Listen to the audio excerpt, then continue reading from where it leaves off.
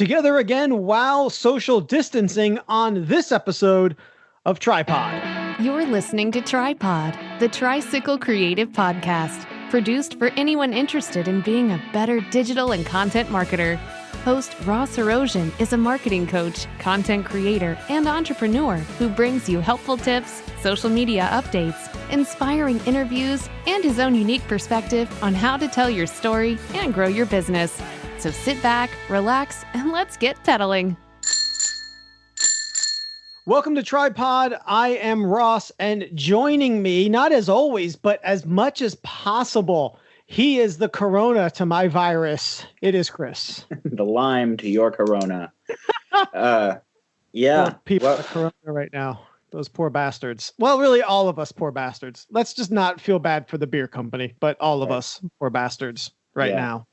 Podcasting, the one medium that is probably the safest right now. Right, probably the one thing that was like unaffected. This is a great time. Hold on, I'm gonna add that to our little show notes here. This is a great time to start a podcast. I mean, honestly. Yeah. We're living in here. Oh, and if you're just tuning in the future, welcome to the 6 of you in the bunker. But if you're tuning in the present, we are living through a unprecedented. I had a client the other day called Bizarre, and I was like, man, that I feel like is the best categorization of what's going on currently with coronavirus. Yeah, as I've been talking to everybody, my friends, my family, I tell them the one thing I find myself doing is wandering around the house, just going, I don't know. What I try to like express my feelings and thoughts on it, and then I just go, but I don't know. I mean, who knows? It's like that GIF. I think it's from Pulp Fiction with John Travolta. Yeah. Just going one place to the other. Right. Like that's what, and yeah, like I strive to be educated about the topic, but I'm not gonna, being educated about the topic is actually terrifying, I think. Yeah. I saw something the other day. I'm not even going to share. We're going to try to focus on positive things as best we can. Definitely bliss. It's best to find a nice balance. Like, know that you shouldn't leave, but maybe don't read too much into why. Yeah. Like it. Don't just know this to be true. Don't look over here. Like, don't look over here. Like, I'm just waiting. Two different, like, don't look at the shiny. Don't look at that. Like, look over here. I know some of it is like, they have to almost oversell it to really get you to even take the most basic steps of precaution. Kind of like, oh, don't eat 3 Flintstone vitamins. Otherwise you'll have like stomach bleeding. You know what I mean? Where It's like, well, they have to tell you that for some amount of, covering their bases. But yeah, I definitely, every time I leave the house to walk the dog, if I see someone on the other side of the street, I'm kind of like, don't look at me, don't breathe in my direction. We were walking. I just want to be very clear. We're being very careful about this. We are taking it seriously. We're not one of those, by my wife and I and my dog. We are not the idiots who are not doing this. But yes, you got to walk the dog. You got to get out in a little bit of the fresh air, even if it's in your backyard or something, But I said this, we were walking the dog the other day, and someone a block away turned the corner and started walking on our same block. And I looked at my wife and I was like, and she's like, don't worry, they're downwind of us. And I was like, yes, win. Yeah, we actually were walking the dog and hyperbole. I'm not but to your point, the line between hyperbole and reality is dangerously thin. Yeah, I met new neighbors on the walk and was like, great. I'm not gonna go close to them. My wife is kind of like, why are you standing so far back? I'm like, I don't know where they've been. Yeah, I don't know I don't know them strangers and who they are. I'm not gonna shake their hand, that's for sure. Definitely not. If the best thing to come out of all this is that the handshake goes away, let's think about all the good things there, right? Number one, I get to finally be as socially awkward as I've always wanted and do naturally without it being stigmatizing. There are a couple that, we were talking though, and I just want to bring up something that I'm a little concerned about. So you recently built a home studio in your house, right? And I remember, and you had been talking about, oh, this may afford us some opportunity to, work from home here or there when and if needed. And without going into all the all those finer details, but sure. I do remember saying, well, maybe if you could kind of talk to your bosses and create a scenario where you could give it a test run. And then a week or two later, a global pandemic breaks out. So I'm just wondering, is it your fault? Well, is this like some sort of monkey's paw wish? No, not so much my fault. I'm wondering if you did this. Oh, you think it's my fault? Yes, absolutely. I think this is your fault. This is all a big scheme of yours. Yeah. This what I think. And so this, if it is yours, I just want to go on the record to say this was a bit extreme, Chris. This you went too far. Studio haven't had to leave. Okay, I mean, you mentioned a bunker. That is what this feels like. This feels like living in a bunker. I've been in my renovated garage for, a week and a half now, just working out of here full time. We got a TV and a couch. Like, I don't really have to leave as long as I keep this bucket in the corner. Sure. I'm not going to ask what the bucket's for. I don't know if it's a food bucket or a waste bucket. It's just a bucket. The problem is there's actually a bucket in two corners. The problem is getting them confused. That I could see that being. I should probably invest in a label. Sure, a label maker perhaps. Although that's a non-essential item, so you may not get it for a while. Right.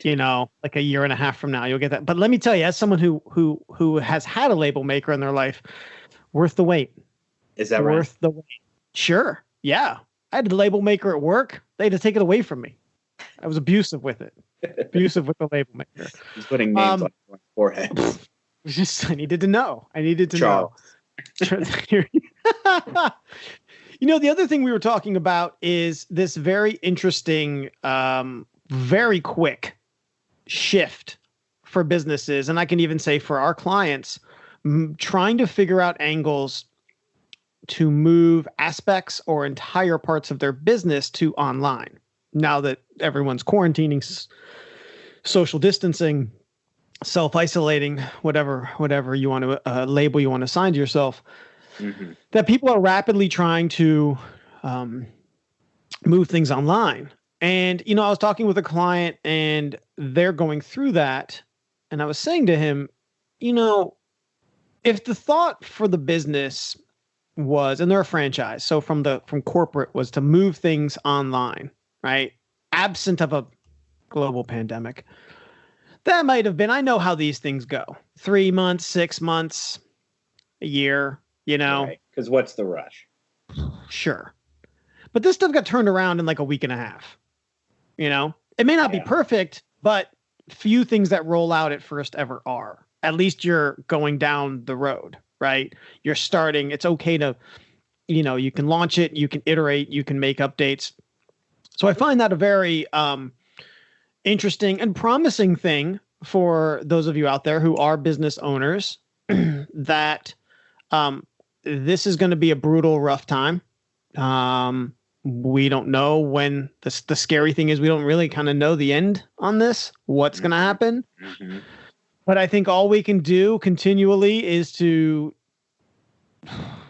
live the mantra and just keep pedaling on that and seeing what you can do. What are ways you can iterate and change your business and bring things potentially online.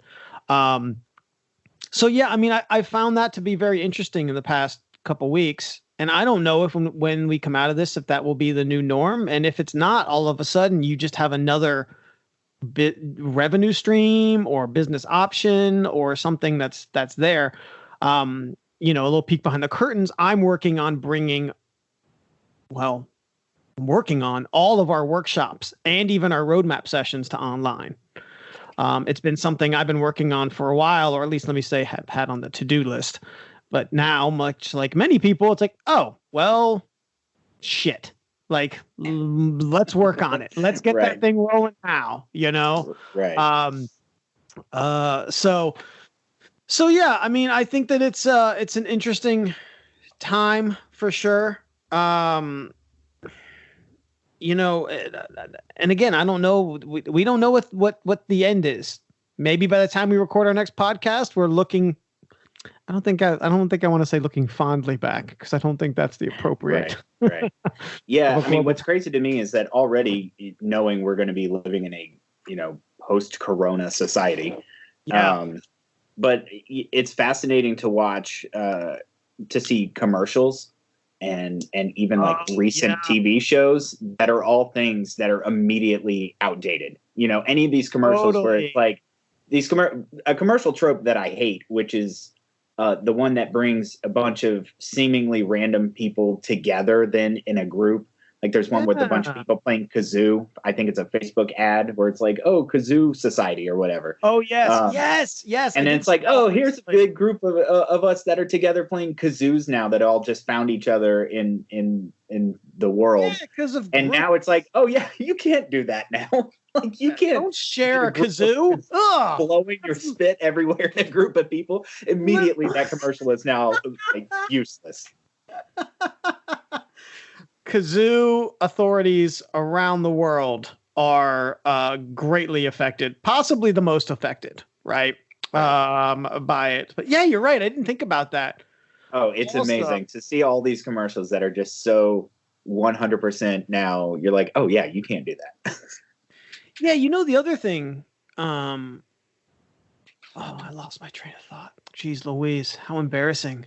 All this being not talking to people other than my wife and my dog for like a week is throwing me off here. Yeah, those commercials are oh, I know what it was. Here's a commercial I've been seeing a lot because I've been watching CMT, because on CMT the Golden Girls is on that channel for some reason. I don't know. That was a big insight into my life right now. But anywho, Kenny Rogers. Can we talk about Kenny Rogers dying? Yeah, we can. We can really that's all we need to talk about it. Just that happened. So, I used to eat at the Kenny Rogers roasters. There used to be one. Me too. And there were a lot of them in North Carolina. Yeah. We grew up. I remember the cornbread had corn in it. And I think that fascinated me as a child. Like proof of concept. Like actual little kernel. Yeah. Be sure. Do you think that's part of like their regimens? Like, listen, just be sure. You need to put one corn. You need to put like one the baby in a king cake at Mardi Gras. There you go. Yeah. You win the prize. You found the kernel. This is another thing. So we're talking about this. Are you doing takeout? I'm seeing this big thing as industries are working through this stuff. Obviously, a big push is to order takeout to help support restaurants and local restaurants. Well, or is that something you're doing?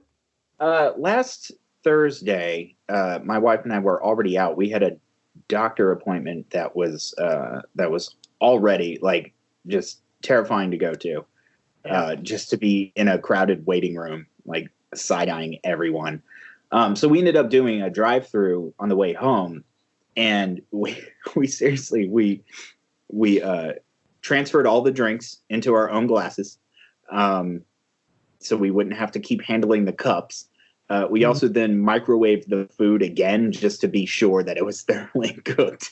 Just interesting. Just kind of like transferred everything and then washed our hands. Like, is any of this based on anything you read, or these are just like this is just like stuff. Sheer paranoia and like covering all our bases. Like we don't want anything, like any wrapper we touched. It was like, get rid of it, wash your hands. It was. Yeah, we're being extra cautious here. For those of you who are fans of our food marketing and promotions video series, Get It While It's Hot, we have done a lot with KFC, and I've seen that they have released like a touchless, because I saw it on their social and things like that, and a lot of obviously the big food brands are advertising, promoting this as kind of a touchless supply chain, if you will, from order to like delivery, which I mean I find very interesting. I think obviously of course with any plan it's only as good as the people who execute it, but I would say that it is certainly in a franchise's, a business, a local restaurant's best interest to actually follow those types of protocol. Right. Yeah, we haven't ordered anything. On the one hand, I feel guilty about that, but on the other hand, I'm kind of, like I said, like you're putting your trust in that supply chain, right? Yeah. Of people, and so I'm not quite sure where I stand on that. And I'll tell you this. I hope there are people that learn from this that realize, like, the people that come into work sick or that aren't covering their mouths before all this, that are maybe now second guessing, and it's like, you were nasty to begin with, Yeah. Like, it has always been gross to come into work sick. Yeah. And it was always dangerous. Yeah. And like, I hope now at least some people are learning from this and be like, oh, maybe I shouldn't come in when I have, walking pneumonia. Yeah. Yeah. And I think that stems from a larger workplace culture, even larger than that, the healthcare crisis of like, I can't afford to take the time off versus. Right. I'm going to tell you, I never had that issue when I was working in my media corporate jobs before. It was never about that I didn't have me personally. That's all I can speak to. But like that I didn't have the time off. It was always the workplace culture issue. Yeah. That it's like the pressure to come in to show up. Yeah. And, well, now hopefully, everyone's capable of working from home now. Yeah. So like in the future, this may be less of an issue. It's like, if you feel like you're sick, now you can work from home. There's one other thing that I heard someone say, and I think this is we can round out this episode of Tripod, the Tricycle Creative podcast, and that is I was listening to the radio, satellite radio, and one of the hosts said, obviously our economy is struggling. Mm-hmm. And this idea of going on Amazon, going online, let's just say, let's not necessarily say Amazon, going online, buying something for someone and telling like 5 of your friends to do that in an effort to keep the economy going. Mm-hmm. Right. So I like that. I mean, obviously those things, most of those things, they're not essentials. They're not going to get there in a timely manner, but nonetheless, there's still some stimulation going on, Is this a way for you to trick me into buying you a gift? Yeah. So what I wanted to talk about, and I'm going to in the show notes, I'm going to share it with everyone. Your Amazon wish list. My Amazon wish list. Damn it, you've seen right through my. Okay, Chris, here's the deal. You buy me something first, and then when I get it, I'll buy you something. How about that? Yeah. But first of all, Bezos could fix all of this if he wanted to just give up some of his money. I have been thinking about that. We have some billionaires out there who I know, and listen, I don't think it's necessarily fair to lay it at the doorstep, but kind of it like this will be the time. Hey guys, all that money. Right. Like I know Elon Musk had talked about I think he said they would produce ventilators if needed. And it's kind of like, well, it's needed. Yeah. Like what are you waiting on? Like if we end up coming out of this with extra ventilators, I think all right. Good problem to have. Yeah. Or I think he's more heavily invested in really getting us off planet sooner rather than later. So I think that's probably where his priorities are. Right, just burn the bridge. I guess when you're that rich, you can always just buy a new one. Sure. But what do you think about that idea of buying something for someone and kind of passing it on? I mean, I think on its surface, it sounds like a good idea. Yeah, I think especially if you could do it locally, sure. I mean, if you could try to keep it within your community, I'd hate for that money to just go into, a black hole essentially. Yeah, you're right. But I don't know, order someone a meal from a local restaurant. Have it like surprise pizza or whatever. Send someone some tacos from the local chain. Yeah. And Yeah.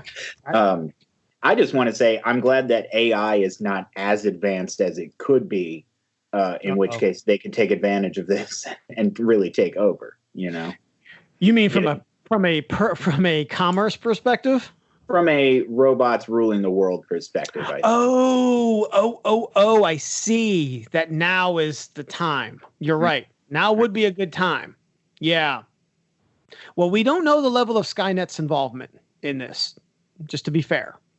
We don't know that this wasn't started by Skynet. We don't know. Yeah, we don't know that. Miles Dyson might still be responsible for this, and we don't know that. But all we can do is, like I said, keep pedaling. This is in a lot of ways a day by day, and some days it feels like hour by hour type thing. So, I encourage everyone. I put a post up recently, and there's a quote from Warren Buffett. I'm going to probably butcher it right here because I'm trying to do it off the top of my head. But like, be greedy when others are fearful, and be fearful when others are greedy. Now, this is in the context of it was speaking to investment strategy. But I think that this can be applied to just, your own life right now. And by greedy, I do not mean the typical definition of greedy. What I mean by greedy is, I think it's about being thoughtful and being, greedy about your time and how you spend it and what things that you are prioritizing in your life, because now is definitely a fearful time. And I think what you can do is, look at your business a little bit differently right now, and keep working on it, and that's it's an incredibly difficult thing, but I know no one that's an entrepreneur, signed up to be an entrepreneur because it's easy. We didn't sign up for it knowing that we'd be going into a pandemic either. But I think that, the more you can kind of, again, be greedy, I'm using air quotes there, and invest in your business and think about ways that you can still grow your business and add value to your customers. That's going to be very much needed in the weeks and probably months to come. So, right. To put it another way, I'd say know when to hold them and know when to fold them. Oh my God, you brought him up. The roaster. Is that his legacy? No. Yeah. Did he do other things other than have a chicken restaurant? I'm not aware. I was mostly upset about the chicken restaurant. So, that's a joke, people. All right, let's go into our takeaways for this episode of Tripod. All right, Chris, takeaway number 1. Start a podcast. Hey, check. Right? Hey, we're doing it. I'm going to check that off. Done it. But if you've been tinkering with that idea and you're social distancing, this is as good a time as any to do it. And guess what?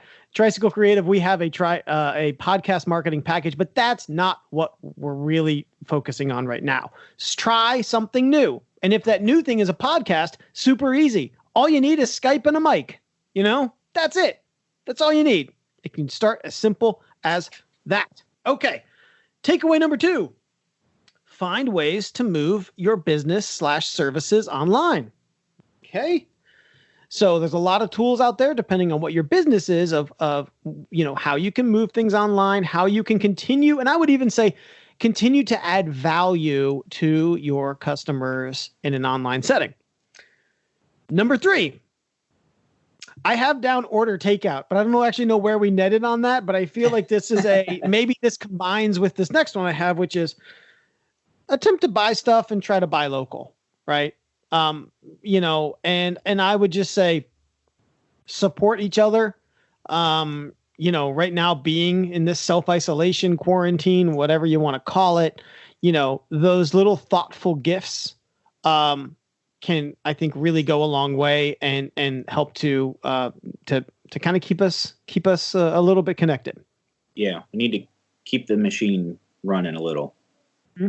Absolutely. So with that, unless, Chris, you have a takeaway that I missed. Nah. Did you start this? Did you start the pandemic? That could be, I just want to know as we close this episode if you are. Yeah, the takeaway is be a little wary of that blinking red light on your microphone this time around. Got it. Noted. Wash your hands. Stay away from people. And we will see you on the next episode of Tripod, the Tricycle Creative podcast. Thanks for listening to Tripod. Be sure to subscribe and rate the show on Apple Podcasts, Google Podcasts, Spotify, Pandora, Stitcher, or wherever you listen. Show notes can be found at tripodpodcast.com. Connect with Tricycle Creative on social media at Hello Tricycle, and learn more about how we can help you with your marketing at tricycle-creative.com.